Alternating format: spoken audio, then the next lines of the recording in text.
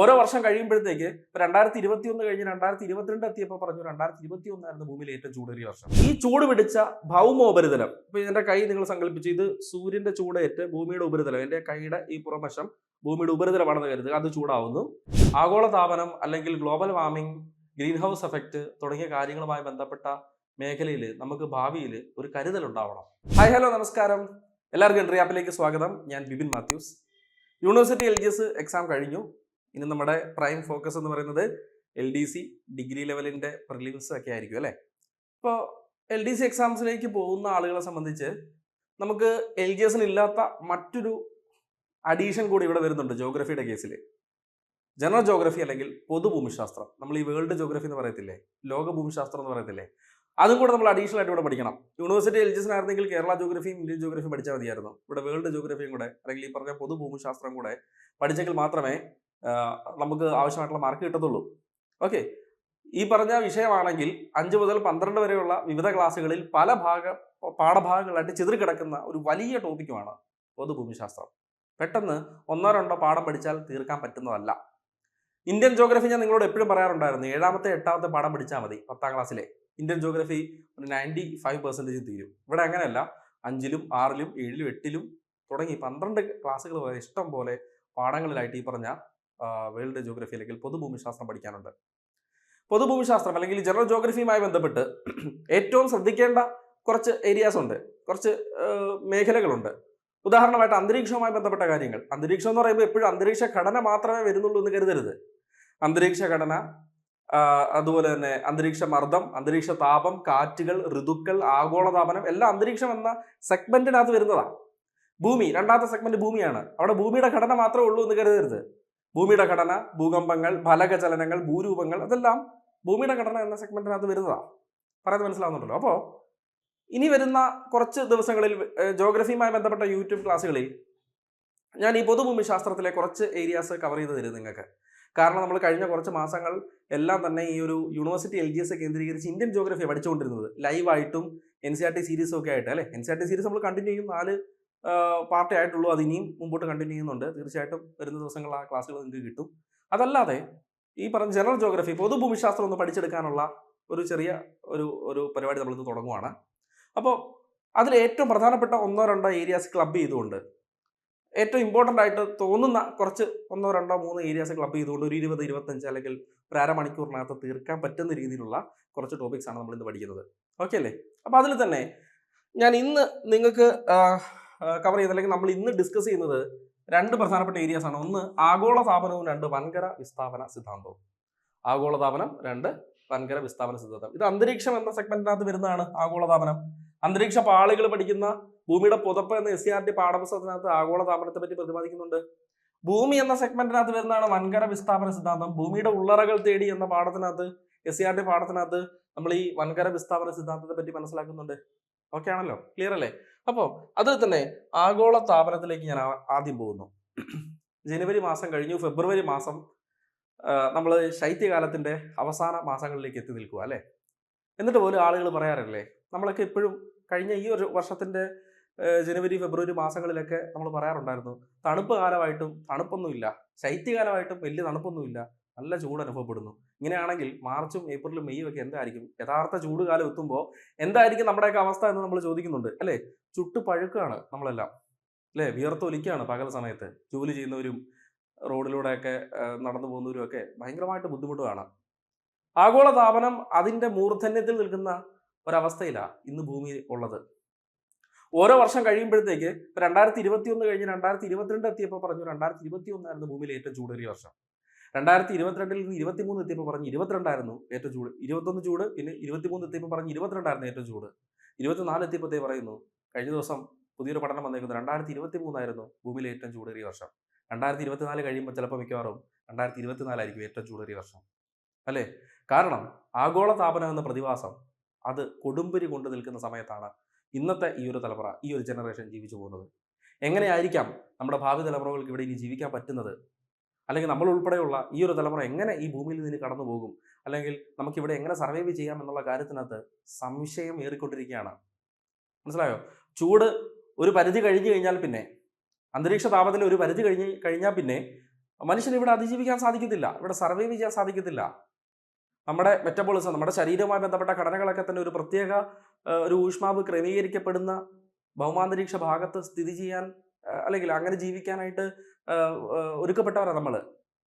മനസ്സിലായോ? അത് ഒരു പ്രത്യേക പരിധി കഴിഞ്ഞാൽ പിന്നെ വലിയ പ്രശ്നങ്ങൾ നമ്മുടെ ജീവിതത്തിന് നമ്മുടെ ആരോഗ്യത്തിനൊക്കെ ഉണ്ടാവും. ഓക്കെ, അപ്പൊ ഇതെല്ലാം എന്താണ് ഈ ആഗോളതാപനം, ഈ പറയുന്ന കാലാവസ്ഥാ വ്യതിയാനത്തിനൊക്കെ കാരണമാകുന്ന ഈ ആഗോളതാപനം എന്ന പ്രതിഭാസം എന്ത്? ഇതിന് കാരണമാകുന്ന കാര്യങ്ങൾ ആരെല്ലാമാണ് എന്ന് നമ്മൾ ഇന്ന് ഈ ഒരു ക്ലാസ്സിലൂടെ മനസ്സിലാക്കും. നമ്മുടെ SCERT പാഠപുസ്തകത്തിനകത്തുള്ളതാണ്, വളരെ ഇമ്പോർട്ടൻ്റ് ആയിട്ടുള്ള ഒരു ഏരിയ ആണ്. നോക്കിക്കേ, ഹരിതഗ്രഹ വാതകങ്ങളുടെ തോത്. ഹരിതഗ്രഹ വാതകം എന്ന് വെച്ചാൽ ഗ്രീൻ ഹൗസ് ഗ്യാസ് എന്താണെന്ന് പറയാം. ഇവയുടെ തോത് അന്തരീക്ഷത്തിൽ ക്രമാതീതമായി വർദ്ധിക്കുന്നതിന് ഫലമായി ഭൂമിയുടെ ശരാശരി താപനിലയിൽ ഉണ്ടാകുന്ന വർധനവിനെയാണ് ആഗോളതാപനം എന്ന് വിളിക്കുന്നത്. കുറച്ചെങ്കിലും പേര് എന്നോട് ചോദിക്കാറുണ്ട്, ഈ ഹരിതഗ്രഹ വാതകങ്ങൾ കാരണമുണ്ടാകുന്ന ഹരിതഗ്രഹ പ്രഭാവവും ആഗോളതാപനവും ഒന്നാണോ എന്ന്.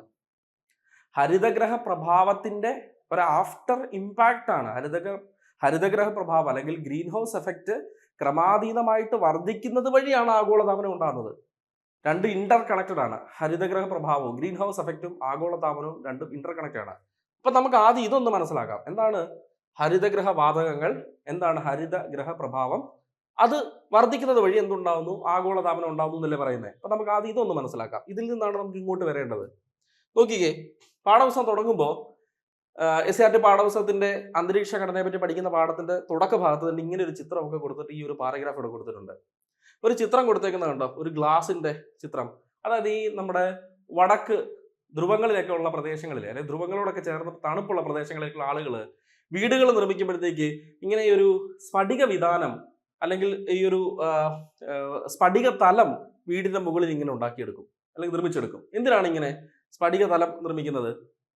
ഇവിടെ നിങ്ങൾ രണ്ട് കാര്യം മനസ്സിലാക്കണം. ഒന്ന്, സൂര്യനിൽ നിന്ന് ഭൂമിയിലേക്ക് ചൂടെത്തുന്നത് വികിരണങ്ങളായിട്ടാണ്. നിങ്ങൾ സയൻസിൽ ഫിസിക്സ് ഒക്കെ പഠിക്കുമ്പോൾ സ്ഥിരമായിട്ട് പഠിക്കുന്ന ഒരു ഏരിയ അത് അല്ലെ. സൂര്യന്റെ ചൂട് ഭൂമിയിലേക്ക് എത്തുന്നത് വികിരണങ്ങളായിട്ടാണ്. ഈ വികിരണങ്ങൾ അല്ലെങ്കിൽ ഈ ഒരു താപം ഭൂമിയിലേക്ക് എത്തുന്ന ഈ ഒരു പ്രോസസ്സിനെ നമ്മൾ സൗരവികിരണം എന്നാണ് വിളിക്കുന്നത് കേട്ടോ. ഈ ഒരു വികിരണങ്ങൾ എന്ത് വിളിക്കുന്നു? സൗരവികിരണം എന്ന് വിളിക്കുന്നു. ഈ സൗരവികിരണങ്ങളേറ്റ് ഭൂമിയുടെ ഉപരിതലം നന്നായിട്ട് ചൂടാവും. ശേഷം ഈ ചൂട് പിടിച്ച ഭൗമോപരിതലം, ഇപ്പൊ എന്റെ കൈ നിങ്ങൾ സങ്കല്പിച്ചു, ഇത് സൂര്യന്റെ ചൂടേറ്റ് ഭൂമിയുടെ ഉപരിതലം, എന്റെ കൈയുടെ ഈ പുറംവശം ഭൂമിയുടെ ഉപരിതലമാണെന്ന് കരുതുക, അത് ചൂടാവുന്നു. ചൂടേറ്റ ഭൂമി ഈ താപത്തെ പുറന്തള്ളും. അത് ഭൗമ വികിരണങ്ങളായിട്ടാണ് ആ ചൂട് പുറന്തള്ളപ്പെടുന്നത്. അവയുടെ പേര് ഭൗമ വികിരണങ്ങൾ എന്നാ. വന്ന ആള് സൗരവികിരണം, തിരിച്ചു പോകുന്ന ആള് ഭൗമ വികിരണം. ക്ലിയർ ആയോ? ഈ സ്ഫടിക വിധാനങ്ങൾക്ക് ഒരു പ്രത്യേകതയുണ്ട്. സ്ഫടിക വിധാനങ്ങൾക്ക് ഈ പറഞ്ഞ സൂര്യനിൽ നിന്നുള്ള സൗരവികിരണങ്ങളെ കടത്തിവിടാനായിട്ട് സാധിക്കും, താഴോട്ട് കടത്തിവിടും. എന്നാൽ തിരികെ പോകുന്ന, ഇതിനകം ചൂട് പിടിച്ചതിന് ശേഷം ആ ചൂട് പുറന്തള്ളുമല്ലോ. ഈ പറഞ്ഞ ഈ ഫ്ലോറൊക്കെ ചൂട് പിടിച്ചതിന് ശേഷം ഈ ഫ്ലോറ് ഈ സൂര്യനിൽ നേറ്റ ചൂടേറ്റ് ഇത് ഫ്ലോറൊക്കെ ചൂടായതിനു ശേഷം ഈ ചൂട് പുറന്തള്ളുമല്ലോ. ഈ ഭൗമ വികിരണങ്ങളെ ഇങ്ങോട്ട് വന്നതിനെ കടത്തിവിട്ടു, പക്ഷെ ഈ ഭൗമ വികിരണങ്ങളെ ഈ സ്ഫടിക വിധാനം ആഗിരണം ചെയ്യും. അങ്ങനെ ഇത് ആഗിരണം ചെയ്യുന്നതിന്റെ ഫലമായിട്ട് ഈ സ്ഫടിക വിധാനത്തിനുള്ളിൽ, ഈ സ്ഫടിക തലത്തിനുള്ളിൽ ചൂട് നിലനിൽക്കും. ഇങ്ങനെയാണ് ധ്രുവ പ്രദേശങ്ങളിലുള്ളവര് തങ്ങളുടെ ചൂട് നിലനിർത്തുന്നത്. ഇവിടെ പറഞ്ഞു നോക്കുക, ശൈത്യമേഖല രാജ്യങ്ങളിൽ കെട്ടിടങ്ങൾ നിർമ്മിക്കുമ്പോൾ സ്ഫടികം കൂടുതലായി ഉപയോഗിക്കാറുണ്ട്.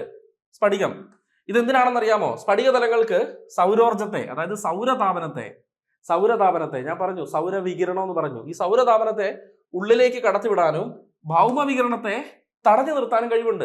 തടയും കേട്ടോ, തിരികെ പോകുന്ന ചൂടിനെ തടയും. അങ്ങനെ ഇത്തരത്തിലുള്ള കെട്ടിടങ്ങൾക്കുള്ളിൽ താപം കുറയാതെ നിലനിർത്താനാകുന്നു. ഇത് നമുക്ക് അന്തരീക്ഷത്തിലേക്ക് ഒന്ന് അപ്ലൈ ചെയ്യാം. നമ്മുടെ അന്തരീക്ഷത്തിലേക്ക് ഈ ഒരു കൺസെപ്റ്റിനെ നോക്കിക്കേ. സൂര്യനിൽ നിന്ന് ഭൂമിയിലേക്ക് എത്തുന്ന, ഭൂമിയുടെ അന്തരീക്ഷത്തെ ഭേദിച്ച് ഭൂമിയുടെ ഉപരിതലത്തിലേക്ക് എത്തുന്ന ചൂട്, ഇതിനെ നമ്മൾ വിളിക്കുന്ന പേരാണ് സൗരവികിരണം അല്ലെങ്കിൽ സൗരതാപനം. സൗരതാപനത്തെ കടത്തിവിടാൻ നമ്മുടെ അന്തരീക്ഷത്തിലെ ചില വാതകങ്ങൾക്ക് സാധിക്കും. ഇതാണ് നേരത്തെ പറഞ്ഞ സ്ഫടിക വിധാനം നിങ്ങൾ കരുതിക്കൂ. അല്ലെങ്കിൽ നമ്മൾ ഈ നേരത്തെ പറഞ്ഞ കൺസെപ്റ്റിനകത്തുള്ള അന്തരീക്ഷത്തിലെ ചില വാതകങ്ങളുള്ള സ്ഥലമാണെന്ന് കരുതിക്കുന്നുണ്ട് ഈ ഒരു ഭാഗമൊക്കെ. അപ്പൊ ഈ വാതകങ്ങൾക്ക് ഈ പറഞ്ഞ സൗര വികിരണത്തെ കടത്തിവിടാനായിട്ട് സാധിക്കും. എന്നാൽ തിരികെ പ്രതിഫലിക്കുന്ന ഭൗമ വികിരണത്തെ ഈ പറഞ്ഞ വാതകങ്ങൾ ആഗിരണം ചെയ്യും. അങ്ങനെ ഭൂമിയോട് ചേർന്ന് കിടക്കുന്ന അന്തരീക്ഷ ഭാഗത്തിന്റെ ചൂട് അല്ലെങ്കിൽ താപം ഇങ്ങനെ നിലനിൽക്കുന്നു. അല്ലെങ്കിൽ ഈ താപം നിലനിർത്തുന്നതിന്റെ റീസൺ ഇതാണ്. തിരികെ പ്രതിഫലിപ്പിക്കുന്ന ചൂടിനെ ആഗിരണം ചെയ്യുന്നത് കൊണ്ടാണ് ഭൂമിയോട് ചേർന്ന ഉപരിതലത്തിലുള്ള താപം നിലനിർത്തപ്പെടുന്നത്. അപ്പോൾ ഈ വാതകങ്ങൾ വില്ലന്മാരാണോ? ഈ ഹരിതഗ്രഹ വാതകങ്ങൾ അപ്പം വില്ലന്മാരാണോ? അല്ല. എപ്പോഴാണ് വില്ലന്മാരാവുന്നത്? ഇവരെപ്പോഴാണ് വില്ലന്മാരാവുന്നത്? ഇവയുടെ തോത് അന്തരീക്ഷത്തിൽ ക്രമാതീതമായി വർദ്ധിക്കുമ്പോഴേ ഇവർ വില്ലന്മാരാവത്തുള്ളൂ. കാരണം ഇവരില്ലാന്നുണ്ടെങ്കിൽ ഈ ഭൂമിയുടെ ചൂട് നിലനിർത്തപ്പെടത്തില്ല. ഭൂമി പുറന്തള്ളുന്ന ഈ ഭൗമ വികിരണങ്ങൾ മുഴുവൻ ശൂന്യാകാശത്തേക്ക് പോകും, ബഹിരാകാശത്തേക്ക് പോകും. അന്തരീക്ഷത്തിൽ ചൂട് നിലനിൽക്കത്തില്ല. അപ്പൊ ഇവർ വില്ലന്മാരല്ല. പക്ഷെ ഇവരുടെ അളവ് കൂടിക്കഴിഞ്ഞാൽ ഇവർ വില്ലന്മാരാവും. എങ്ങനെയാന്നുള്ളത് പറയുക, നോക്കിക്കോ. അന്തരീക്ഷത്തിൽ അടങ്ങിയിട്ടുള്ള ചില വാതകങ്ങൾക്ക് എന്ന് വായിക്കാം. അന്തരീക്ഷത്തിൽ അടങ്ങിയിട്ടുള്ള ചില വാതകങ്ങൾക്ക് സൗരതാപനത്തെ കടത്തിവിടാനും, അതായത് സൂര്യനിൽ നിന്ന് വരുന്ന വികിരണങ്ങൾ അവയെ കടത്തിവിടാനും ഭൂമി പുറന്തള്ളുന്ന ചൂട് ഭൗമ വികിരണത്തെ ആഗിരണം ചെയ്യാനും കഴിവുണ്ട്. ആരെല്ലാമാണ് അവർ? ഇവരുടെ കൃത്യ 4 പഠിച്ചു വെച്ചോണം. കാർബൺ ഡയോക്സൈഡ്, മീഥൈൻ, 3 ഓസോൺ തുടങ്ങിയ വാതകങ്ങളും, അടുത്ത് പറയുവാണ് നീരാവിയും കണ്ടോ? 4 പേരെ പറഞ്ഞു.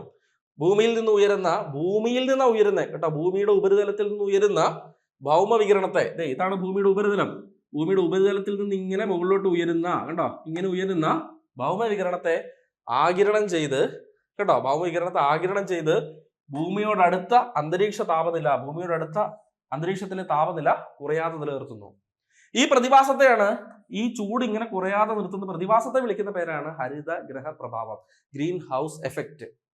നേരത്തെ പറഞ്ഞ ശൈത്യകാലത്തെ ശൈത്യ പ്രദേശങ്ങളിലുള്ള വീടുകളിൽ ചൂട് കുറയാതെ നിൽക്കുന്നില്ലേ, അതേപോലെ അന്തരീക്ഷത്തിന്റെ ചൂട് ഇങ്ങനെ നിലനിർത്തപ്പെടുന്ന ഈ പ്രവൃത്തിയുടെ പേരാണ് ഹരിതഗ്രഹ പ്രഭാവം. ഇതിന് കാരണമാകുന്ന ഈ പറഞ്ഞ വാതകങ്ങളൊക്കെ ഉണ്ടല്ലോ, carbon dioxide, methane, ozone, നീരാവിയൊക്കെ ഇല്ലേ. ഇതിന്റെ കൂടെ നൈട്രസ് ഓക്സൈഡ് ഉണ്ട്. ഇനി ഈ പറഞ്ഞ ചെറിയ അളവിൽ ക്ലോറോ ഫ്ലൂറോ കാർബൺ ഉണ്ട്, ഹൈഡ്രോ ക്ലോറോ കാർബൺ ഉണ്ട്. ഇതെല്ലാം ഈ പറഞ്ഞ ഹരിതഗ്രഹ വാതകങ്ങളാണ്. അപ്പൊ ഇങ്ങനെയുള്ള വാതകങ്ങളെ എന്ത് വിളിക്കുന്നു? ഹരിതഗ്രഹ വാതകങ്ങൾ എന്ന് വിളിക്കുന്നു. Simple concept. സൗരവികിരണങ്ങളെ കടത്തിവിടുന്നു, തിരികെ പോകുന്ന ഭൗമ വികിരണങ്ങളെ ആഗിരണം ചെയ്യുന്നു. അവർ തിരിച്ചു പോകേണ്ടവരായിരുന്നു, അവരെ അങ്ങ് തടഞ്ഞു വെക്കും. മനസ്സിലായോ? അങ്ങനെ ചൂട് നിലനിർത്തപ്പെടുന്ന പ്രവൃത്തിയാണ് ഹരിതഗ്രഹ പ്രഭാവം. എല്ലാവർക്കും മനസ്സിലായെന്ന് വിചാരിക്കുന്നു. ആ വാതകങ്ങളെ വിളിക്കുന്ന പേരാണ് ഹരിതഗ്രഹ വാതകങ്ങൾ.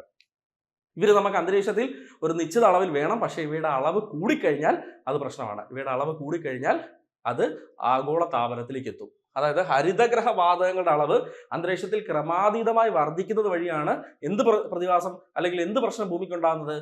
ആഗോള താപനം എന്ന പ്രശ്നം ഭൂമിക്ക് ഉണ്ടാകുന്നത്. മനസ്സിലായെന്ന് കരുതുവാണേ. ഹരിതഗ്രഹ പ്രഭാവം അല്ലെങ്കിൽ ഈ ഗ്രീൻ ഹൗസ് എഫക്റ്റ് കണ്ടെത്തിയത് ആരെന്ന് ചോദിച്ചാൽ ജോസഫ് ഫോറിയർ ആണ്. ഹരിതഗ്രഹ പ്രഭാവം കണ്ടെത്തിയതാരാണ്? ജോസഫ് ഫോറിയർ ആണ്. ഇനി ഇത് കൂടുന്നത് വഴി, ഹരിതഗ്രഹ പ്രഭാവം കൂടുന്നത് വഴി ആഗോളതാപനം വർദ്ധിക്കും. അപ്പൊ ആഗോളതാപനത്തിന് കാരണമാകുന്ന ഏറ്റവും പ്രധാനപ്പെട്ട വാതകം എന്ന് ചോദിച്ചാലും, ഭൂമിയിലെ ഏറ്റവും പ്രധാനപ്പെട്ട ഹരിതഗ്രഹ വാതകം ഏതെന്ന് ചോദിച്ചാലും, ആഗോളതാപനത്തിന് ഗ്ലോബൽ വാർമിങ്ങിന് കാരണമാകുന്ന പ്രധാനപ്പെട്ട വാതകം ഏതെന്ന് ചോദിച്ചാലും, ഭൂമിയിലെ ഏറ്റവും പ്രധാനപ്പെട്ട ഗ്രീൻ ഹൗസ് ഗ്യാസ് ഏതെന്ന് ചോദിച്ചാലും നിങ്ങൾക്ക് ഒറ്റ ആൻസർ ഏതാണ്?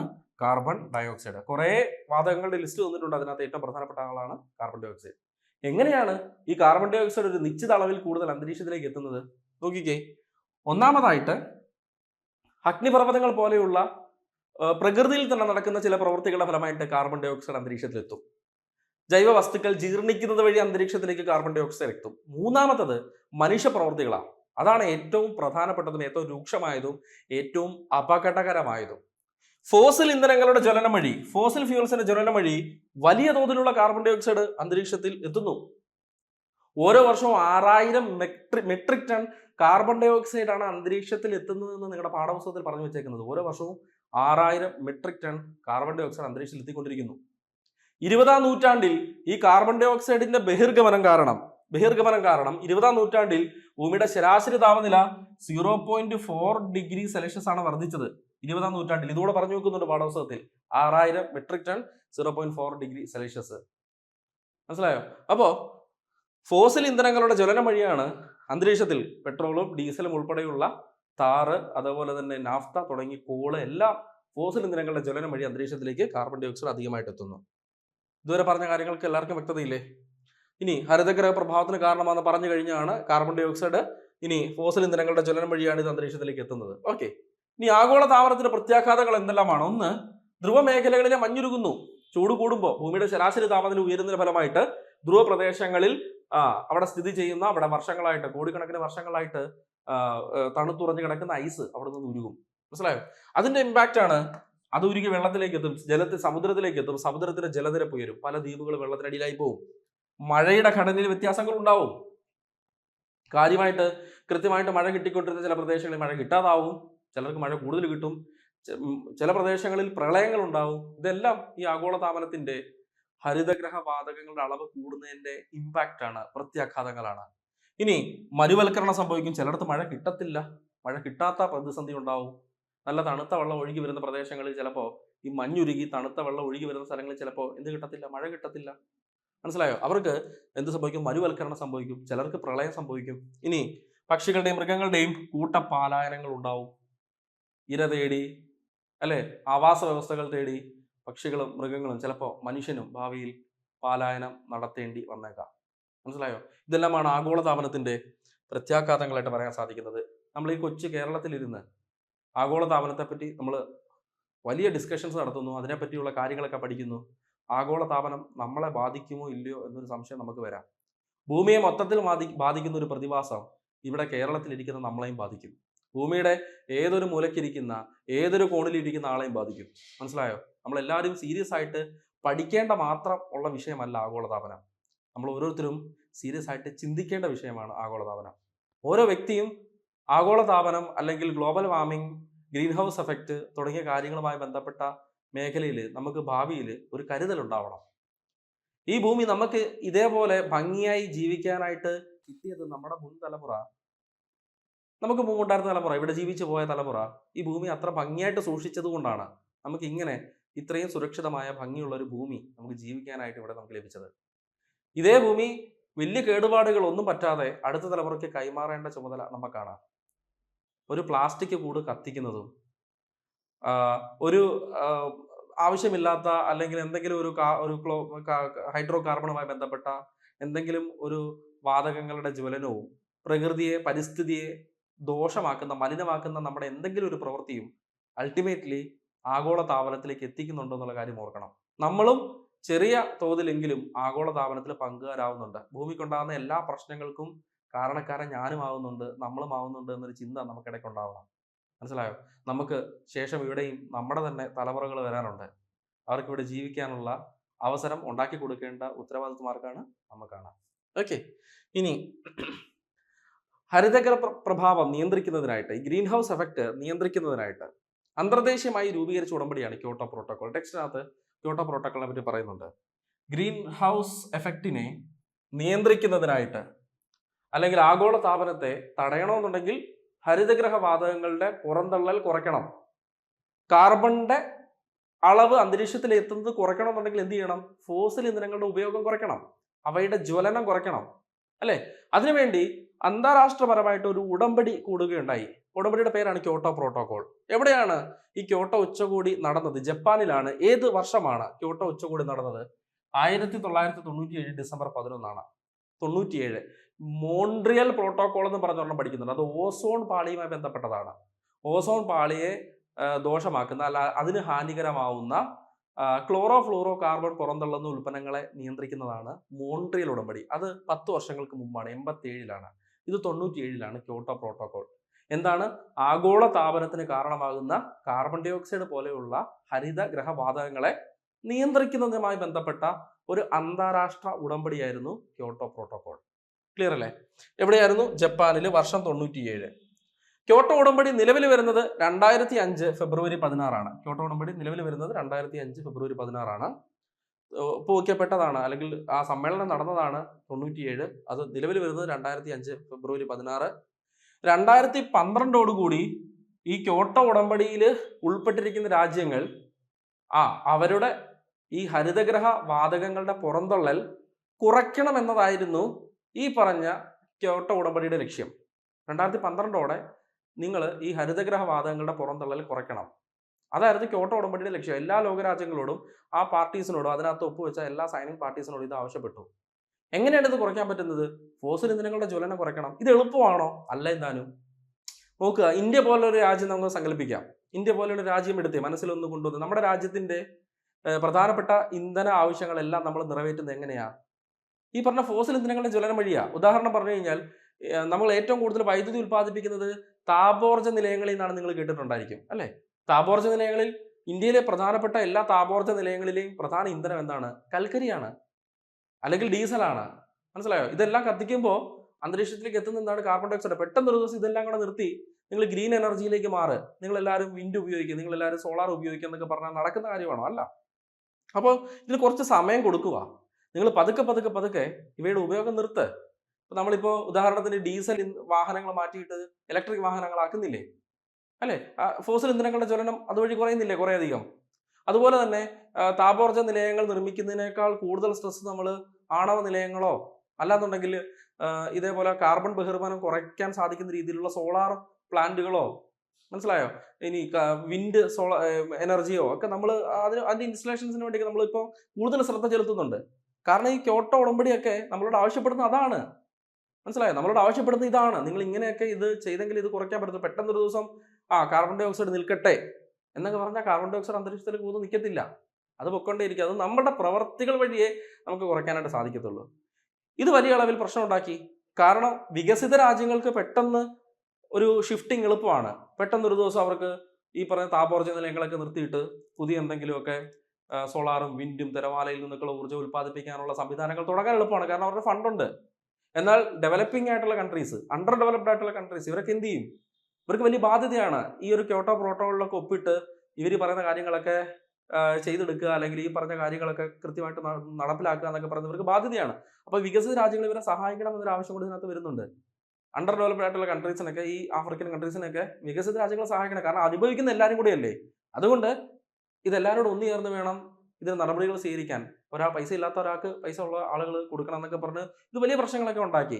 അപ്പൊ ഇത് എളുപ്പമുള്ള കാര്യമല്ല എന്ന് ഓർക്കുക. 2012 വരെ ഇതിനുള്ള അവസരം കൊടുത്തു, അല്ലെ? ഒരു നിശ്ചിത അളവിൽ ഇത് കുറയ്ക്കണം. 1990 ലെവലിൽ നിന്ന് ഒരു 5% ഇത് കുറയ്ക്കണം. കാർബണിന്റെ അല്ലെങ്കിൽ ഹരിതഗ്രഹ വാതകങ്ങളുടെ പുറത്തുള്ള കുറയ്ക്കണം എന്ന് പറയുകയുണ്ടായി.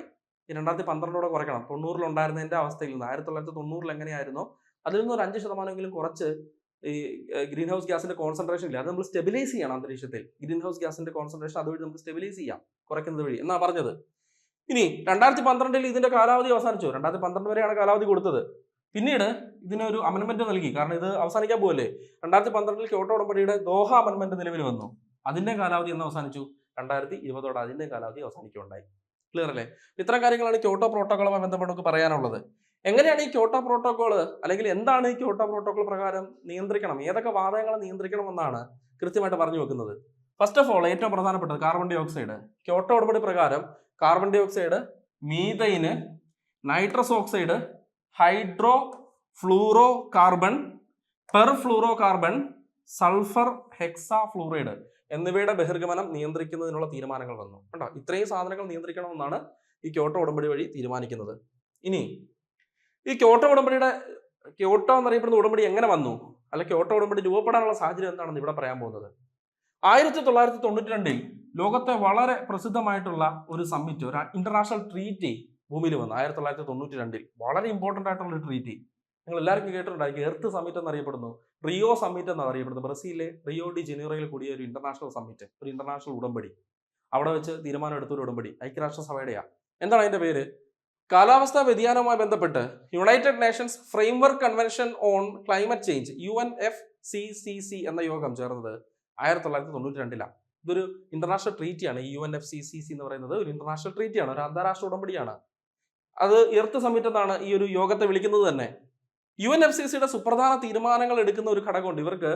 UNFCC അല്ലെങ്കിൽ UNFCCC എന്ന യോഗം ചേർന്നതിന് ശേഷം, ഈ ഒരു ട്രീറ്റ് ചേർന്നതിന് ശേഷം ഓരോ വർഷവും ഇതിന്റെ കാര്യങ്ങൾ വിലയിരുത്താനും ഇതിന്റെ കാര്യങ്ങൾ ഡിസ്കസ് ചെയ്യാനും തീരുമാനങ്ങൾ എടുക്കാനും ഒരു പ്രത്യേക ബോഡിയെ, ഒരു പ്രത്യേക ഘടകത്തെ രൂപീകരിക്കുകയുണ്ടായി. അവരുടെ പേരാണ് കോൺഫറൻസ് ഓഫ് പാർട്ടീസ്, COP എന്നാണ് അറിയപ്പെടുന്നത് കേട്ടോ. അവരുടെ പേരെന്താണ്? കോൺഫറൻസ് ഓഫ് പാർട്ടീസ് അല്ലെങ്കിൽ COP. ഇവരെല്ലാ വർഷവും യോഗങ്ങൾ ചേരുന്നുണ്ടായിരുന്നു. ഈ COPയുടെ ആദ്യ യോഗം ചേർന്നത് 92 എർത്ത് സമ്മിറ്റ് നടന്നത്. ആ എർത്ത് സമ്മിറ്റിൽ വെച്ച് അതിനകത്തുണ്ടായിരുന്ന അംഗരാജ്യങ്ങളിൽ നിന്ന് കോൺഫറൻസ് ഓഫ് പാർട്ടീസ് എന്നൊരു പ്രത്യേക ബോഡി അല്ലെങ്കിൽ പ്രത്യേക ഒരു ഗവേണിംഗ് ബോഡി ഡെവലപ്പ് ചെയ്തെടുത്തു. അവരുടെ ആദ്യ യോഗം COP1 എന്നറിയപ്പെടുന്നു. അവരുടെ ഫസ്റ്റ് സെഷനാണ്, ഈ കോൺഫറൻസ് ഓഫ് പാർട്ടീസിന്റെ ഫസ്റ്റ് സെഷനാണ് ജർമ്മനിയിലെ ബെർലിൻ എന്ന സ്ഥലത്ത് കൂടിയത് 1995. പിന്നീട് കോൺഫറൻസ് ഓഫ് പാർട്ടീസിന്റെ 3ാമത് സെഷനാണ് ക്യോട്ടോയിൽ വെച്ച് കൂടിയത്. ഇതാണ് പ്രസിദ്ധമായ ക്യോട്ടോ ഉടമ്പടി എന്ന പേരിൽ പിന്നീട് അറിയപ്പെട്ടത് 1997. കണ്ടോ? എങ്ങനെയാണ് ക്യോട്ടോ വന്നെന്ന് മനസ്സിലായില്ലേ? UNFCCCയുടെ 3ാമത് സെഷൻ ക്യോട്ടോയിൽ വെച്ച് കൂടി, ജപ്പാനിലെ. അന്നെടുത്ത തീരുമാനങ്ങളാണ് പ്രസിദ്ധമായ ക്യോട്ടോ പ്രോട്ടോകോൾ എന്ന പേരിൽ അറിയപ്പെടുന്നത്. ക്ലൈമറ്റ് ചേഞ്ചുമായി ബന്ധപ്പെട്ടാണ് UNFCCCയുടെ യോഗം ആദ്യമായിട്ട് ചേരുന്നത്. ഇത് പിന്നീട് ഹരിതഗ്രഹ വാതകങ്ങളിലേക്ക് എത്തപ്പെട്ടു. ക്യോട്ടോയിൽ വെച്ച് ഹരിതഗ്രഹ വാതകങ്ങളുടെ നിയന്ത്രിക്കലിലേക്ക് വരെ എത്തപ്പെട്ടു. ഈ COP കോൺഫറൻസ് ഓഫ് പാർട്ടീസിന്റെ 8ാമത് സെഷൻ കൂടിയത് ന്യൂഡൽഹിയിലാണ്. ഇന്ത്യ, നമ്മുടെ രാജ്യത്ത്, അതുകൊണ്ട് പഠിക്കുന്നത് 2002 കോൺഫറൻസ് ഓഫ് പാർട്ടീസിന്റെ 8ാമത് സെഷൻ ആയിരുന്നു ഇന്ത്യയിൽ 2002. കോൺഫറൻസ് ഓഫ് പാർട്ടീസിന്റെ 21ാമത് സെഷൻ പാരീസിൽ വെച്ച് കൂടി 2015. ഇതാണ് വേൾഡ് ഫേമസ്, ലോക പ്രശസ്തമായ പാരീസ് എഗ്രിമെന്റ് എന്ന പേരിൽ ഇന്ന് അറിയപ്പെടുന്നത്. കോൺഫറൻസ് ഓഫ് പാർട്ടീസിന്റെ 21ാമത് യോഗം പാരീസിൽ വെച്ച് നടന്നത്. പാരീസ് എഗ്രിമെന്റിൽ വളരെ നിശിതമായിട്ട് കാർബണിന്റെ എമിഷനെ പറ്റി പറയുന്നുണ്ട്, ആഗോള താപനത്തെ നിയന്ത്രിക്കുന്നതിനെ പറ്റി പറയുന്നുണ്ട്. ഇനി ഭൂമിയുടെ ശരാശരി താപനില 2 ഡിഗ്രി സെൽഷ്യസിലധികം വർദ്ധിക്കാൻ ഇനി അനുവദിക്കരുത്, കഴിയുമെങ്കിൽ 1.5 ഡിഗ്രിക്കകത്ത് നിർത്തണമെന്ന് പറയുന്നത് ഈ പറഞ്ഞ പാരീസ് എഗ്രിമെന്റ് വഴിയാണ്. പാരീസ് എഗ്രിമെന്റിലാണ് പറയുന്നത് കേട്ടോ. പിന്നെ COPയുടെ 26ാമത് യോഗം 2021, 21 എല്ലാം ഞാൻ പറയുവാണ്. Glasgow, Scotland. 27ാമത് സെഷൻ ഷം ഇ ഷെയ്ഖ് എന്നറിയപ്പെടുന്ന സ്ഥലം, ഷറം എൽ ഷെയ്ഖ്, അത് ഈജിപ്തിൽ 2022. COPയുടെ 28ാമത് സെഷൻ ദുബായിൽ വെച്ച് കൂടി 2023. ഇനി 29ാമത് സെഷൻ നടക്കാനുണ്ട്. 2024 നടക്കും. അത് നവംബർ മാസത്തിലാണ് നടക്കുന്നത്. അസർബൈജാനിലെ ബാക്കു എന്ന സ്ഥലത്ത് കേട്ടോ. ബാക്കു എന്ന സ്ഥലത്താണ് 29ാമത് സെഷൻ നടക്കാൻ പോകുന്നത്. അപ്പൊ എങ്ങനെയാണ് ക്യോട്ടോ ഉടമ്പടി വന്നതെന്നും എങ്ങനെയാണ് പാരീസ് എഗ്രിമെന്റ് വന്നതെന്നൊക്കെ നിങ്ങൾക്ക് മനസ്സിലായില്ലേ? ഇതെല്ലാം വന്നത് ഇവിടുന്നാണ്. Earth summit, UNFCCC 1992. അവരുടെ ഓരോ സെഷനും, ഓരോ വർഷം കൂടുന്ന സെഷനാണ് COP എന്ന പേരിൽ, കോൺഫറൻസ് ഓഫ് പാർട്ടീസ് എന്ന പേരിൽ അറിയപ്പെടുന്നത്. അതിന്റെ യോഗങ്ങൾ കൂടുന്ന വർഷവും എവിടെയൊക്കെ നടന്നു എന്ന് ഞാൻ കൃത്യമായിട്ട് ഇവിടെ പറഞ്ഞു തന്നു. അപ്പൊ ഇതോടുകൂടി നമ്മുടെ ആഗോളതാപനം എന്നറിയപ്പെടുന്ന ഒരു ടോപ്പിക്ക് കംപ്ലീറ്റ് ആയി. ആഗോളതാപനവുമായി ബന്ധപ്പെട്ട പാഠോത്സവത്ത് പറഞ്ഞിരിക്കുന്ന കാര്യങ്ങൾ, അതിന്റെ കൺസെപ്റ്റ്. എനിക്ക് വേണമെങ്കിൽ ഇത് പോയിന്റ് ബൈ പോയിന്റ് ആയിട്ട് ചുമ്മാ വെറുതെ ഈ ഓരോ ലൈൻ എഴുതിയിട്ട് കാണാ പഠിക്കുന്ന പറഞ്ഞു തരാമായിരുന്നു. നമുക്ക് അതിന്റെ ഒരു കൺസെപ്റ്റ് മനസ്സിലാക്കി പഠിച്ചാൽ എങ്ങനെ PSC വട്ടം ചുറ്റിച്ചാലും, എങ്ങനെ തലകുത്തി മറിഞ്ഞു എന്ന് ചോദിച്ചാലും നമുക്ക് ആൻസർ ചെയ്യാൻ പറ്റും അല്ലേ? നമ്മളെ തോപ്പിക്കാൻ പറ്റത്തില്ല വിന്നവർക്ക്. നമ്മൾ അത് എങ്ങനെയും ആൻസർ ചെയ്തിരിക്കും. കാര്യം മനസ്സിലാക്കിയല്ലേ നിങ്ങൾ പഠിച്ചേക്കുന്നത്? അല്ലേ? ഉറപ്പല്ലേ? ശരി.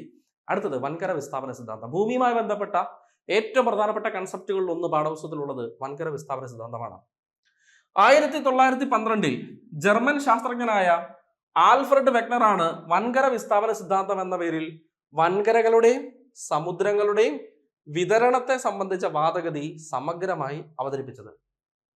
ഭൂമി ഉണ്ടായ കാലം തൊട്ടുള്ള സംശയമാണ് ഈ കണ്ട വൻകരകളും ഈ കാണുന്ന സമുദ്രവുമെല്ലാം എങ്ങനെയാണ് രൂപപ്പെട്ടിട്ടുള്ളത്, എങ്ങനെയാണ് ഇതെല്ലാം ഇവോൾവ് ചെയ്ത് വന്നത്, ഇവയ്ക്കൊരു പരിണാമം ഉണ്ടാവില്ലേ എന്നൊരു സംശയം ആളുകൾക്ക്, ഭൗമശാസ്ത്രജ്ഞർക്ക്, ഈ പറഞ്ഞ ഇതിനെപ്പറ്റി കാര്യമായി ചിന്തിക്കുന്നവർക്ക്, പഠിക്കുന്നവർക്കുണ്ടായിരുന്നു. അങ്ങനെ ധാരാളം സിദ്ധാന്തങ്ങൾ വന്നു, ഒന്നിനു പുറകെ ഒന്നായിട്ട്. 1500-കൾക്ക് ശേഷം ആ ഒരു എന്താണ് ശാസ്ത്രജ്ഞരുടെ ഒരു പ്രധാനപ്പെട്ട കാലഘട്ടം ഉണ്ടല്ലോ. ആ ഒരു 1500-കൾക്ക് ശേഷം ധാരാളം ശാസ്ത്രജ്ഞര്, ഭൂമിയെ പറ്റി പഠിക്കുന്ന ആളുകൾ, നാവികര് ഒക്കെ വന്നില്ലേ. ഇവരെല്ലാം ധാരാളം സിദ്ധാന്തങ്ങൾ അവതരിപ്പിച്ചു. അതിൽ ഏറ്റവും പ്രബലമായ സിദ്ധാന്തമാണ് 1912 ഈ പറഞ്ഞ ആൽഫ്രഡ് വെഗ്നറുടെ വൻകര വിസ്ഥാപന സിദ്ധാന്തം. കോണ്ടിനെന്റൽ ഡ്രിഫ്റ്റ് തിയറി എന്ന് ഇതറിയപ്പെടുന്നു. ബലക ചലന സിദ്ധാന്തമാണ് പ്ലേറ്റ് ടെക്ടോണിക്സ് തിയറി. 2 ഓക്കെ. അപ്പോ എന്താണ് ഈ വൻകര വിസ്ഥാപന സിദ്ധാന്തത്തിൽ പറഞ്ഞു വെക്കുന്നത്? ഈ സിദ്ധാന്ത പ്രകാരം നമ്മൾ ഇന്ന് കാണുന്ന വൻകരകളെല്ലാം ഒരിക്കൽ ഒന്നു ചേർന്നായിരുന്നു സ്ഥിതി ചെയ്തിരുന്നത് എന്നും പിന്നീട് ഇവ പൊട്ടിപ്പിളർന്ന് പല ദിശകളിലേക്ക് ചലിച്ച് ഇന്ന് കാണുന്ന 7 വൻകരകളായി മാറ്റപ്പെട്ടു എന്നും പ്രതിപാദിക്കുന്നു. വൻകരകളുടെയും സമുദ്രങ്ങളുടെയും രൂപീകരണത്തെ പറ്റിയുള്ള നമ്മുടെ പ്രധാന സംശയങ്ങൾ ഈ സിദ്ധാന്തത്തോടുകൂടി അവസാനിച്ചു. എങ്ങനെയാണ് രൂപപ്പെട്ടതെന്ന് വെക്ടർ പറഞ്ഞു വെച്ച് ഇത് അംഗീകരിക്കപ്പെട്ടു. എന്താണ്? ഇന്ന് കാണുന്ന 7 വൻകരകൾ ഒന്ന് ചേർന്ന് ഒറ്റ വൻകര, അതായിരുന്നു പാൻജിയ. എന്താണ് പേര്? പാൻജിയ. പാൻ എന്ന് വെച്ചാൽ മുഴുവൻ, ജിയ എന്ന് വെച്ചാൽ ഭൂമി. പിന്നീട് അത് പൊട്ടിപ്പിളർന്ന് 2 മാറി, അത് വീണ്ടും പലതായി പൊട്ടിപ്പിളർന്ന് 7 മാറി. ഇന്നത്തെ 7 വൻകരകൾ ഉണ്ടായി. ആദ്യത്തെ പാൻജിയക്ക് ചുറ്റും ഒരു സമുദ്രം ഉണ്ടായിരുന്നു, അതായിരുന്നു പന്തലാസ. ഈ പറഞ്ഞ വൻകരകൾ പൊട്ടി പലയിടത്തേക്ക് പോയതോടെ പന്തലാസ 5 മാറി. അതാണ് ഇന്ന് കാണുന്ന 5 സമുദ്രങ്ങൾ. സമുദ്രങ്ങൾ 5 ആണെങ്കിലും അവ ഇന്റർ കണക്റ്റഡ് ആണ്. എല്ലാ സമുദ്രങ്ങളും കണക്റ്റഡ് ആണ്. ഓക്കെ അല്ലേ?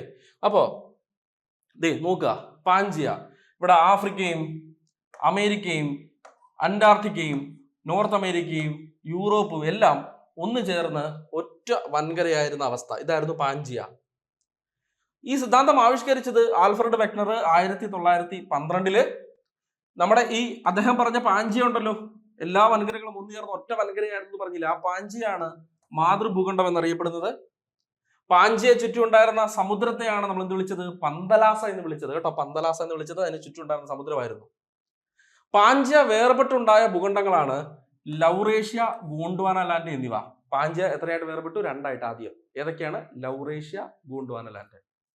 ഈ ലൗറേഷ്യ വിഭജിക്കപ്പെട്ടാണ് പിന്നീട് അമേരിക്ക, യൂറോപ്പിന്റെയും ഏഷ്യയുടെയും കുറച്ച് ഭാഗങ്ങൾ, യുറേഷ്യ എന്നീ വൻകരകൾ രൂപം കൊണ്ടത്. അമേരിക്ക കേട്ടോ, വടക്കേ അമേരിക്ക, ഈ പറഞ്ഞ ലൗറേഷ്യ വിഭജിക്കപ്പെട്ട് വടക്കേ അമേരിക്ക എന്ന ഭൂഖണ്ഡം യൂറോപ്പിന്റെയും ഏഷ്യയുടെയും കുറച്ച് ഭാഗങ്ങൾ, ഏഷ്യയുടെ, യൂറോപ്പ് ഫുൾ ഉണ്ട്, ഏഷ്യയുടെ ആ വടക്ക് ഭാഗങ്ങളിൽ ചേരുന്ന യുറേഷ്യ എന്ന ആ ഒരു വൻകര ഭാഗവും അങ്ങനെ ഉണ്ടായി. നെക്സ്റ്റ്, ഗോണ്ട്വാന ലാൻഡ് വിഭജിക്കപ്പെട്ട ആഫ്രിക്കൻ ഭൂഖണ്ഡം, തെക്കേ അമേരിക്കൻ ഭൂഖണ്ഡം, ഓസ്ട്രേലിയൻ ഭൂഖണ്ഡം, അന്റാർട്ടിക്കൻ ഭൂഖണ്ഡം, പിന്നെ ഏഷ്യയുടെ, നമ്മുടെ ഇന്ത്യ ഒക്കെ ഉൾപ്പെടുന്ന ഏഷ്യയുടെ കുറച്ച് ഭാഗങ്ങളിലെ ആ വൻകരകളെല്ലാം ഈ പറഞ്ഞ ഗോണ്ട്വാന ലാൻഡ് വിഭജിക്കപ്പെട്ടുണ്ടായി. അപ്പൊ ഗോണ്ട്വാന ലാൻഡിൽ നിന്നാണ് നമ്മുടെ ഇന്ത്യ എന്നറിയപ്പെടുന്ന രാജ്യം ഉൾപ്പെടുന്ന, അല്ലെങ്കിൽ Indian sub continent region fully develop ചെയ്തത് ഗോണ്ട്വാന ലാൻഡിൽ നിന്നാണ്. മനസ്സിലായോ? ഗോണ്ട്വാന ലാൻഡിൽ നിന്നാണ് ഇന്ത്യൻ സബ് കോണ്ടിനെന്റ് റീജിയൻ, അതായത് ഇന്ത്യ, പാകിസ്ഥാൻ, ആ പറഞ്ഞ ബംഗ്ലാദേശ്, നേപ്പാൾ, ഭൂട്ടാൻ, ശ്രീലങ്ക ഉൾപ്പെടുന്ന ഭാഗങ്ങളില്ലേ, അതെല്ലാം ആ ഒരു ഇന്ത്യൻ ഫലകത്തിൽ ഇന്ന് വരുന്ന രാജ്യങ്ങളെല്ലാം ആ ഒരു സബ് കോണ്ടിനെന്റ് റീജിയൻ രൂപപ്പെട്ടത് ഈ ഗോണ്ട്വാന ലാൻഡിൽ നിന്നാണ്. നോക്കാം ഇനി, ഇതായിരുന്നു പാഞ്ചിയ. ഒന്നാമത്തെ ചിത്രത്തിലേക്ക് നോക്കിയതാണ് പാഞ്ചിയ. എല്ലാ വൻകരകളും ഒന്ന് ചേർന്നിരിക്കുന്നു. ഇത് ഇവിടുന്ന് ഇങ്ങനെ രണ്ടായിട്ട് പൊട്ടുന്നു, നടുക്കുന്നതേ ഇവിടുന്ന് രണ്ടായിട്ട് മുറിഞ്ഞു. രണ്ടായിട്ട് മുറിഞ്ഞപ്പോ മുകളിൽ ലൗറേഷ്യ, താഴെ ഗോണ്ട്വാന ലാൻഡ്. മുകളിൽ ലൗറേഷ്യ, താഴെ ഗോണ്ട്വാന ലാൻഡ്. ഇവരിങ്ങനെ വേർപെട്ട സമയത്താണ് ടെത്തിസ് എന്ന കടൽ ഉണ്ടാകുന്നത് പോലും കേട്ടോ. ടെത്തിസ്, നമ്മുടെ ഹിമാലയത്തിന്റെ രൂപീകരണം ടെത്തിസ് എന്ന കടലിന്റെ അടിത്തട്ട് മടങ്ങിയ എന്നൊക്കെ നമ്മൾ പറയുന്നില്ലേ, ഇവർ ഇങ്ങനെ വേർപെട്ട സമയത്താണ് ടെത്തിസ് എന്ന കടലിലൊക്കെ രൂപാന്തരം നടക്കുന്നത്, അല്ലെങ്കിൽ അതൊക്കെ രൂപം കൊള്ളുന്ന ആ സമയത്താണ്. പിന്നീട് മുകളിൽ ഉണ്ടായിരുന്ന ലൗറേഷ്യ രണ്ടായിട്ട് പൊട്ടിയത്. വടക്കേ അമേരിക്ക ഒന്ന്, വടക്കേ അമേരിക്ക രണ്ട്, യുറേഷ്യൻ വൻകര. വടക്കേ അമേരിക്കൻ വൻകരയും യുറേഷ്യ എന്ന് പറയുന്ന വൻകര ഇന്നില്ല, ഭൂഖണ്ഡമില്ല. യൂറോപ്പും ഏഷ്യയുടെ നോർത്ത് ഭാഗവും, അന്നത്തെ കാര്യം പറയുന്നത് യൂറോപ്പും ഏഷ്യയുടെ നോർത്ത് ഭാഗവും എല്ലാം കൂടെ ചേരുന്ന യുറേഷ്യൻ വൻകര എന്നറിയപ്പെടുന്ന ആ ഒരു കരഭാഗം ഉണ്ടായി. ക്ലിയർ? ഇന്ന് യൂറോപ്പ് എന്നൊരു വൻകരയും ഏഷ്യ എന്ന വൻകരയും രണ്ട് വൻകരകളാണ്. യുറേഷ്യ എന്ന പേരിൽ വൻകരയില്ല, യുറേഷ്യ എന്ന പേരിൽ ബലകമുണ്ട്, യുറേഷ്യ എന്ന പേരിൽ വൻകരയില്ല എന്ന് ഓർത്തോണം കേട്ടോ. അപ്പൊ ഈ രണ്ട് കരഭാഗങ്ങൾ, നോർത്ത് അമേരിക്കയുടെ കരഭാഗങ്ങളും യൂറോപ്പിന്റെയും ഏഷ്യയുടെ വടക്ക് ഭാഗം ഉൾപ്പെടുന്ന കരഭാഗങ്ങളും ഉണ്ടായി. പിന്നീട് ഗോണ്ട്വാന ലാൻഡിൽ നിന്ന് ഗോണ്ട്വാന ലാൻഡ് വേർപെട്ട്, എടുത്തുണ്ടോ, ഇത് വേർപെട്ട് ഇവർ രണ്ടുപേരായി മാറി. പിന്നീട് ഗോണ്ട്വാന ലാൻഡിൽ നിന്ന് Africa, south America, Antarctica, Australia, നമ്മുടെ ഇന്ത്യയുടെ ഭാഗങ്ങൾ കണ്ടോ, അതെല്ലാം ഈ ഗോണ്ട്വാന ലാൻഡിൽ നിന്നുണ്ടായി. അങ്ങനെ ഒന്നായിട്ട് കിടന്നവര് ചെതറി പല സ്ഥലത്തേക്ക് പോയി 7 വൻകരകൾ ഉണ്ടായി. ഈ സിദ്ധാന്തമാണ് വൻകര വിസ്ഥാപന സിദ്ധാന്തം. അപ്പൊ ഇത്രയുമാണ് ഇന്നത്തെ ഈ ഒരു സെഷനിൽ നമുക്ക് പഠിക്കാനായിട്ടുണ്ടായിരുന്നത്. 2 കാര്യങ്ങളെപ്പറ്റി ഞാൻ നിങ്ങൾക്ക് വ്യക്തമായിട്ട് പറഞ്ഞു തന്നു. ഒന്ന്, നമ്മുടെ ആദ്യം പറഞ്ഞത് ആഗോളതാപനം, അവിടെ ഹരിതഗ്രഹ വാതകങ്ങൾ ഏതെല്ലാമാണെന്നും ഹരിതഗ്രഹ പ്രഭാവം എന്താണെന്നും എങ്ങനെയാണ് ഭൂമിയുടെ ചൂട് നിലനിർത്തപ്പെടുന്നതെന്നും ഈ ചൂട് എപ്പോൾ കൂടുമെന്നും എങ്ങനെയാണ് കൂടുന്നതെന്നും ചൂട് കൂടുന്നത് കൊണ്ട് ആഗോളതാപനം എങ്ങനെ ഉണ്ടാകുന്നതുകൊണ്ടും ആഗോളതാപനത്തിന്റെ പ്രത്യാഘാതങ്ങൾ എന്താണെന്നും ഇവയെ നിയന്ത്രിക്കാൻ വേണ്ടി വന്ന ഉടമ്പടികൾ അല്ലെങ്കിൽ തീരുമാനങ്ങൾ എന്താണെന്നും ഒക്കെ ഞാൻ നിങ്ങൾക്ക് പറഞ്ഞു തന്നു. രണ്ടാമതായിട്ട് പറഞ്ഞു തന്നത് വൻകര വിസ്ഥാപന സിദ്ധാന്തത്തെ പറ്റിയാണ്. വൻകരകളും സമുദ്രങ്ങളും ഒക്കെ എങ്ങനെ ഇവോൾവ് ചെയ്ത്, അല്ലെങ്കിൽ അവയ്ക്കൊക്കെ എങ്ങനെയാണ് പരിണാമം സംഭവിച്ചത്, ഇന്ന് കാണുന്ന അവസ്ഥയിലേക്കൊക്കെ അവ എങ്ങനെ എത്തപ്പെട്ടു എന്നതിനെ പറ്റി ഞാൻ ഈ രണ്ടാമത്തെ സെഷനിൽ പറഞ്ഞു തന്നു. അപ്പോൾ പൊതുഭൂമിശാസ്ത്രം, ജനറൽ ജോഗ്രഫിയുമായി ബന്ധപ്പെട്ട് ഇന്ന് പഠിച്ച കാര്യങ്ങളെ പറ്റിയുള്ള ഒരു നല്ലൊരു ധാരണ നിങ്ങൾക്ക് കിട്ടിയെന്ന് ഞാൻ വിചാരിക്കുന്നു, ആശ്വസിക്കുന്നു, സമാധാനിക്കുന്നു. ഓക്കെ, വരുന്ന ദിവസങ്ങളിലൊക്കെ ആയിട്ട് ഇതേപോലെയുള്ള ഏറ്റവും ഇമ്പോർട്ടൻ്റ് ആയിട്ടുള്ള 1-2 ഏരിയാസ് പിക്ക് ചെയ്ത് അവ ഓർത്ത് വെച്ച് കണക്ട് ചെയ്ത് നമുക്ക് പഠിക്കാം. അടുത്ത വരുന്ന പരീക്ഷകളിലൊക്കെ നിങ്ങളുടെയൊക്കെ പേരുകൾ ആദ്യ റാങ്ക് ലിസ്റ്റിൻ്റെ ആദ്യ ഭാഗത്ത് ഉണ്ടാവണം എന്നുള്ളതാണ് ഞങ്ങളുടെയൊക്കെ ആഗ്രഹം. അതിനുവേണ്ടിയാണ് നമ്മളെ കൊണ്ടാവുന്ന പോലെയുള്ള എഫേർട്ടുകൾ ഈ ഒരു മേഖലയിൽ നിന്നുകൊണ്ട് ചെയ്യുന്നത്. തീർച്ചയായിട്ടും നിങ്ങളുടെ സഹകരണം ആവശ്യമാണ്. തരുന്ന ക്ലാസ്സുകൾ കാണണം, പഠിക്കണം. നല്ലതാണെങ്കിൽ ആർക്കെങ്കിലുമൊക്കെ ഷെയർ ചെയ്ത് കൊടുക്കണം. പറ്റുവാണെങ്കിൽ നിങ്ങളുടെ സ്റ്റാറ്റസ് ആയിട്ടൊക്കെ ഇടണം. ഒരു ക്ലാസ് നല്ല ക്ലാസ് ആണെന്ന് തോന്നിക്കഴിഞ്ഞാൽ അല്ലേ, നല്ലൊരു അഭിപ്രായം പറയണം. ഇതെല്ലാം നിങ്ങളുടെ ഭാഗത്തുനിന്ന് പ്രതീക്ഷിക്കുന്നു. ഓക്കെ, അപ്പോൾ നമുക്ക് നെക്സ്റ്റ് ക്ലാസ്സിൽ കാണാം. അതുവരെ ബൈ, താങ്ക് യു.